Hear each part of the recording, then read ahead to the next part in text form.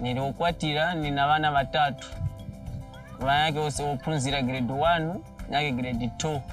Business yamene nili nayo ni ya chigayo na ulimi. Yamene nailima soya beans naigula chigayo. So yamene nagula chigayo nimachita business ngati napanga keki nimaigulisa ku Lundazi na ku Malawi. Programu ya OYE naijoina mu 2021 mu December. So before nikalibe joina OYE naibe business iliyose nali kulima waka chabe. Mbona naona amene aphunzisa kuti kuyanga na malo amene uliko chamene kulibe ncho amene ukasichita niwe business chi yenda bwino. After waniphunzisa nagulisa mbewu nagula kashigayo kasikinya kuno kunalibe shigayo kasikinya. So amene nagulira apa niwevera kuti apa kachita bwino maningi. Thandizo yamene ananipasa wa OYE naona kuti kumbuyo kunalibe business iliyose nali kunkhala so chabe. So amene aniphunzisira napezamo vintu vambiri vabwino maningi. After waniphunzisa nagula kachigayo fuma mu OYE nimapeza mu benefit choka po mamene ninkhalira sono yapambana life na amene zonkhalira kudala umbuyo. In terms of coverage, this project is covering 5 provinces in Zambia here and 21 districts. And the provinces are basically Eastern, Southern, Central, part of the Copper Belt, and Northern Province. Yeah, the main objective or goal of this project is basically to improve the livelihoods and prospects of 10,000 youths, which at least 50% plus are young women.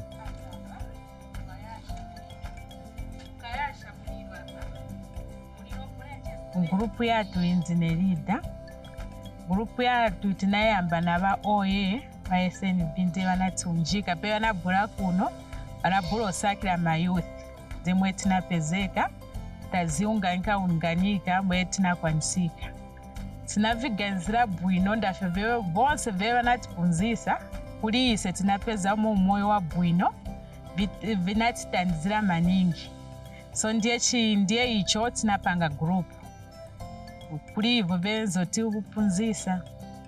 Pa grupu yatu timalima futi sipangako na saving na timatekako na nkuku na mbuzi. Umoyo watu wete pesika ibo pesika mgrupu yaba OYE stenze oziva vili vonse. Pea nabula tisegulako mindset tazivako kuli saving kuli kupangako magadeni kutekako nkuku viteke waso kuchoka pe tinapunzira life basic skill tinapunzira vintu va maningi muja pali business na farming. The voice vena tipunzisa muri umoyo watu kaonedweka kuno mayouth vachinja banamba business banamba futi na batipunzisa pali saving tima saving and drama aliyensa achita business. So ise vija veo vonse veo natipunzisa za tupangira umoyo wa bwino. Stenzo okwanisa kugula vintu pa nyumba na kupezeka na kugula safu peti namba ma saving vatipepu kirako. Uzajindi ntwajoina ma programu ya OYE. Kwa utiba OYE bayiwa utujitira intu ya ande nyandi mbuli ma seminars ngeba chita conduct na ngeba pangiha. Lagwa hili ya members ba mu grupu usumpula mawo muwinda mu tuma business tu nini toba jita.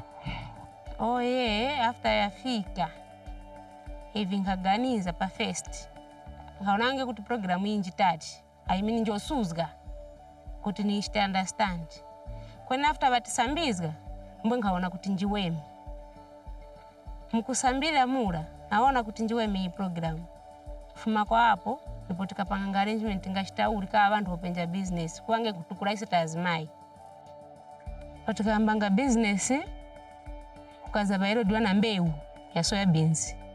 After atipasa mbeu ya soya beans katula 40 kg tarima atumba yakakoreka 37. After yakoreka tikambo danghuku tao danghuku zira nguku zira tukaona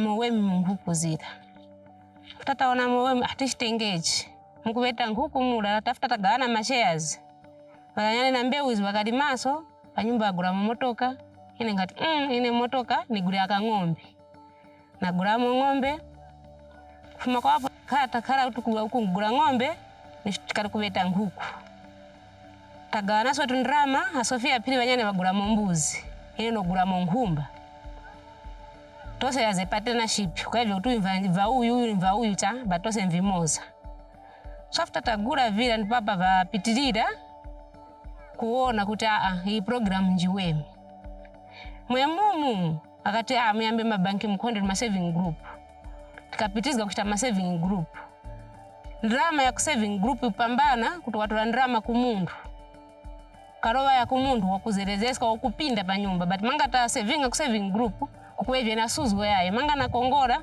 na mweneko na gulako gaga inyake na ikaikako so mnyumba manga nyengo yafika nuwezika.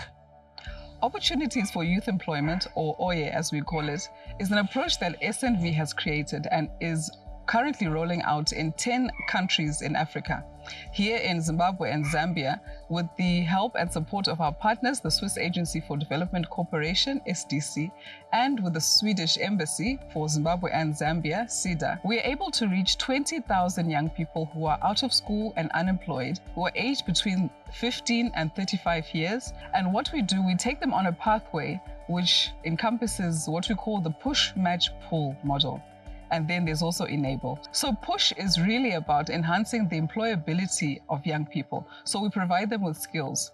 So we provide them with training in basic life skills, in business skills, technical training, and also expose them to youth savings and lendings activities, which help them to develop a savings culture within their own lives and provide basic minimum capital for them to start up their enterprise. When it comes to the match component, this entails providing linkages to the market. We believe that when young people are connected to market players, business development service providers, financial service providers, and so on, it will actually enhance their opportunities and their potential to be able to create thriving enterprises. And when it comes to pull, we encourage the market itself to be able to absorb these young people and to pull it into the market system so that their businesses will continue to be viable, even in the long run, which really comes down to sustainability, which is a key part of what SNV is interested in.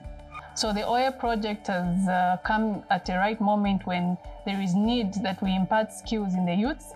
There is need to provide capacity building for the youth so that they can also create employment for themselves.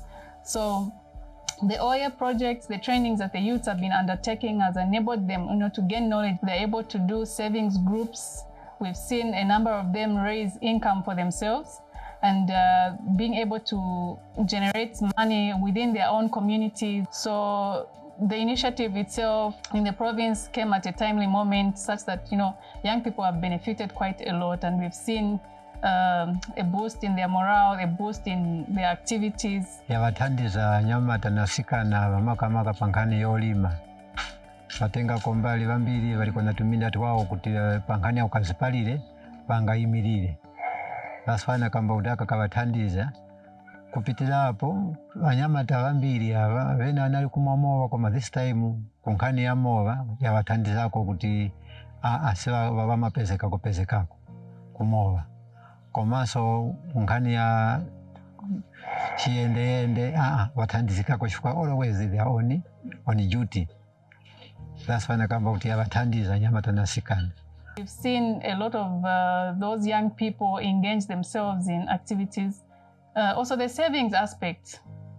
There's more saving amongst the youth. Previously, the way young people are, they'll get resources and they'll not utilize them according to the way they're supposed to be utilized. But we are seeing a change in the mindset. There's more savings amongst the youths themselves.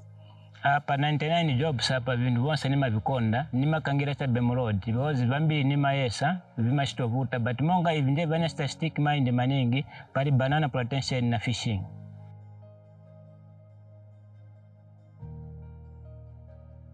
Ine ma business yanga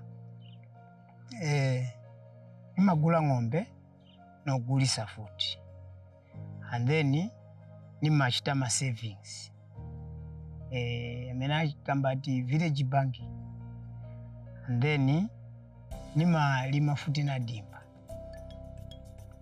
komaso kudimba ine vanshito va permanent nilibe vanshito vamene nili nawo bamene ba daily chabe akuti akasebenza waenda akasebenza nampasa waenda. Business yandinayambire okulima soya beans after batusambirisha ba OYE. Ofuna ishire tontonkanya nati soya beans bashita 50 kwacha 1 meter. But muli soya beans if ba OYE batusambirisha kufumye fintu kutwala mu finished product kala kwata mo profit. Elo isoya beans ngana shitisha tulima once in a year. Nombanga na shitisha kupanga maskonzi ifo nkala panga muli soya beans kala kwata mo profit kala gumba throughout the year. Shakalepya ofo naishirengira mu business yakutira ntampyo kupanga maskonzi fuma kuli soya beans. Before nshira join OYE nshakwetepo ichintu nangu chimu nemonekere fe yandi abanshi befo nale monika efo nambo kumoneka na life yadi change. Kantu ino shitana alisa kwata kona ka ATM nshakwete ATM nshinshira join mu OYE nshira ishiwa pona ngufini nomba pandamika nolupia nemwine ku bank so ndeto teraba OYE bali ngafwa sana bali change life yandi ofo ningafwa yana bambi ama youth life yabo ya change. I joined OYE when I met a friend who also has been in the same group for about 2 years. That was last of last year in 2021 in October. Pamene namkumanya mzanga oyo ananchita encourage ananuza bintu pamene chita benefit muli group ya mene ya OYE ananoonesa na bintu pamene anachita kudala. Pa bintu pamene ananoonesa, one of the things that encouraged me the most was the same piggery which I'm doing today. SNV has been here in Zambia since 1965, shortly after the country gained its independence. And here we are focused on 3 key sectors, which are SNV's key sectors, that is agri-food systems, water and energy. We have aligned all our interventions with Zambia's Vision 2030 and also 6th National Development Plan for Zambia. So within our country portfolio, we have about 6 projects. 3 are just in agri-food systems and 1 cuts across agri-food and also energy, and 2 in water. One of our agri-food system projects is called Opportunities for Youth Employment, where we're working with rural out-of-school youth to build their capacity and work on the life skills as well as business skills and technical skills. In terms of access to finance as a project, we have quite a number of activities that we do. One of them being youth savings and lending groups, the formation of these groups. And we have seen quite a number of groups evolve and then save quite a number. So currently we are working with over 200 youth savings and lending groups. Na punzira vambiri muri ba OYE monga kuside ya business na punzira ku savinga sinezo ziva savinga nizo chita chabe business chabe mungulo chabe na punzira ku savinga tinamba ku savinga mu nyumba na bakazi banga pakatapeza ndrama katapeza capital yamba business ya mene yo gula nkumba. Group yatu ntemwani group so tima kumana pa Friday kusensen 7 hours so tika kumana panja uli akipa boxi wajasunga cash boxi uli wamaki uli amene counter so wakabwana ija cash box wajo sunga cash box sasa gula cash box babweresa baja wamaki ka cash box pakati panja wamaki yabwera mudzi wasegulako ngakazikika winangu sabwera seguleko yali na maloko ya 3 bakasegula ija cash box iselomba amene counter ise ticho samabunku nupasa wa secretary niwera tichosa tumala lunch box tumweti sevinga mundrama tichosa nwika paja secretary lomba bafusa lomba takwa chama na chite bwanji asigule msonga asigule akatara joina OYE twali bantu baende ndabo baina ya kuyita but uzantoka joina OYE muntu wa muntu mu group at least wali jani na yomwe boja kuyita jayo chachita buli a group tatulimi bo garden tulijisima saving group twa savinga so ma members ba mu community balaji koyandiza wabapenzi balaji koyanguwereta mali wa uma saving group ngetu jisiba mbetu shoma then balatujolera mujinji so nabadu uzantwa joina OYE twaya into injanja tukwa hamwinda musumpula mawo mustobalu ibo muihubwa muri yetulima onze injanje tina group ya banki Mkonde so banki Mkonde timapona ndalama then tinabwata gavana so mwe tinabwata gavanirana naganza tinikumba fish pond so ne kwaniso ikumba fish pond 21 kuna bwera wa SNV ndiponzesa ma savings amene tinga savingire ma ndalama zamene tipezako ndiponzesa na gardening so titapeza mapunziro ayo ine nankhala nakaja kamtima kanga ine kakuta kuma mapunziro yako zontandiza malingana ma business yanga kumbuyo siyenzo enda bwino so titakhala na ba SNV batabwera ma business yanga yamboendako. These young people have found employment and entrepreneurship opportunities in various value chains, including soya beans, beekeeping, poultry, horticulture, and the leather value chain. They've also taken part in youth savings and lendings activities, and these are helping to bridge the access to finance gap. And this is then helping to provide capital for young people to engage in their businesses. We've also partnered with private sector companies who are providing very critical market linkages through off-taking, outgrower schemes, and of course, internship opportunities for these young people. In terms of access to CDF, what we are mostly doing is that we are promoting sensitization on how the young people can actually access the CDF and also helping them to prepare by giving them the different trainings that we actually give in terms of business, in terms of also other trainings on the technical part, and we want to push further to also bring on board different government partners, those that are involved, so that we work together to promote this sensitization. What I would like to see going forward in the OYE project, I would like to see more mentorship activities. I'd like to see more mentorship where people are brought on board to ensure that young people are properly guided. I would also like to see more incubation programs for young people who are in business. If we can also enhance or increase the incubation for these young people who are in business, I think that will help them a lot to be able to bring about sustainable enterprises. So, like what we have done when we started, we did some survey, what we call a gender scan, to see the gaps that is relating to the youth in the communities. As you might be aware, we are in 21 districts, so in 5 provinces. So we did some gender scan in Katete, that is Eastern Province, to see some of the gaps relating to gender issues. So we found that there are a lot of issues actually. Young people are in most cases sidelined. They are not allowed to own assets. They are not allowed to make decisions. But through our community sensitization, now we are very happy to report that we have seen young people now owning businesses. Azimaya nzanga umwe sana joine munga ma saving. Ya joina ni ma saving ya utasa mavuto. Chifuka saving ni chintu chomwe chakuti chikuthandiza nthawi iliyonse olopeza matenda usiku ndipita kuba makini wa cash box. Nthandizeni ni matenda afika kama dzidzidzi anifuna transport mpitire ku center. The benefits which this program has actually benefited our youths. First, I can say that the issue of those who are doing silk groups, those who are,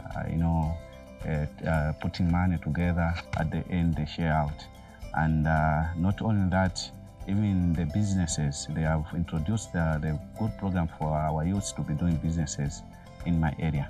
I think most of our youth group in my area, they are doing businesses. I can just give you an example of there's a certain cooperative at Galuao. It's Galuao Youth Cooperative. This group, in past, they are not doing anything. But after this program coming in this ward, this group, they have started doing the business. Those cooperative, in past years, in terms of putting money together, we find that they are just making maybe 20,000 kwacha per year after doing some village banking.